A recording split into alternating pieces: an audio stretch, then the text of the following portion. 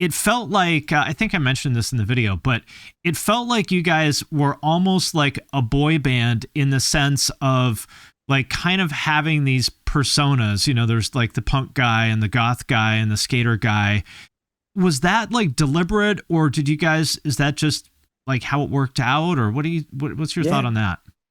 not deliberate, but not deliberate. It's definitely just who we were. Like exact Benji was like all about punk. Like his favorite bands were like Rancid, and like that was just his shit, you know. And like I was into like Korn and Nine Inch Nails, so like I had like the eyeliner and the gut, like that was just my Mm-hmm. shit, you know. Like that's what I was into, and um, but at the same time, we got signed in 2000 when like the peak of boy bands, you know, and like that's all how the record labels knew how to market things. That was just what was Right. hot. MTV, radio, everything was dominated by boy bands, and like we came along and they thought like, okay, like this is sort of somewhere in between because they don't look like scuzzy gutter punks, you know, but they don't look like Mm-hmm. they, you know, they've got some tattoos, they've got piercings, you know, like they're wearing eyeliner. So I think the record label saw it as like, okay, we could work with this, but they definitely were like marketing it like how they knew how to market it. So I think it was a little bit just our personalities were what they were, and the record label was like, "Ooh, we can sort of double down on this and use this to our advantage." So it definitely wasn't like, "Ooh, let's each pick a persona and do that," but the label thought, "Ooh, we kind of like what there is here. Like, let's see what we can do with that kind of thing." I kind of wish that it was like a calculated thing where you guys were Yeah. like having a debate like on a whiteboard, or like, no, Right. I want to be the goth guy. Right. Yeah. Right. No. No. No. I And it's wish it funny was like because that.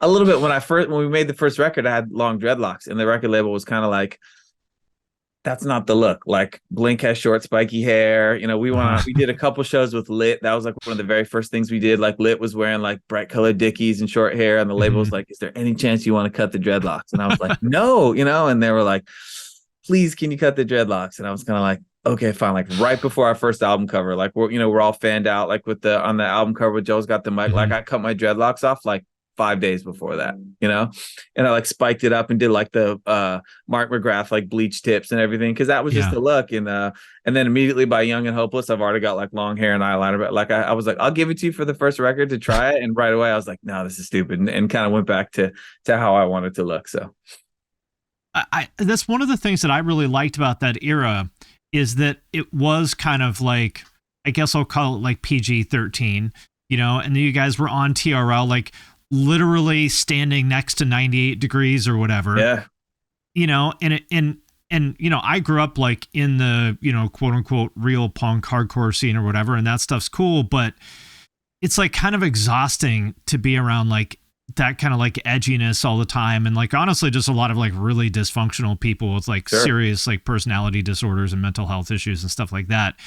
And so when Blank and Good Charlotte and Newfound Glory and stuff came along, I was like, okay, this is a little bit more my speed, because like I don't want to be around like gutter punk drug addicts that are like in and out of jail all the time. Yeah, I think for us it was like I think the word rock star started to get a negative connotation. You know what I mean? Like rock star, people would be like, "Oh, that guy's being a rock star." It wasn't like, "Oh, he's badass," and like check him out. I was like, Yeah, "No, he's being cocky. right. He thinks he's too cool. Like he's treating people bad." Like there was a thing where like rock star. So I feel like in that early era of 2000s, there was sort of this like anti rock star movement where you just wanted to like kind of be like a regular person and not this. But at the same time, it was still larger than life because we weren't like the type of band who got up there with like jeans and a t-shirt with like your stain on it from lunch, like what's up, like we Right. thought, I mean, like Helmet is one of my favorite bands of every time, but every time I go to see Helmet I'm like, oh come on, like try try a little Like harder, even as a you fan, know you probably wouldn't recognize them if they were behind you exactly in right. line And I at think, oh, I Subway. love this band, but like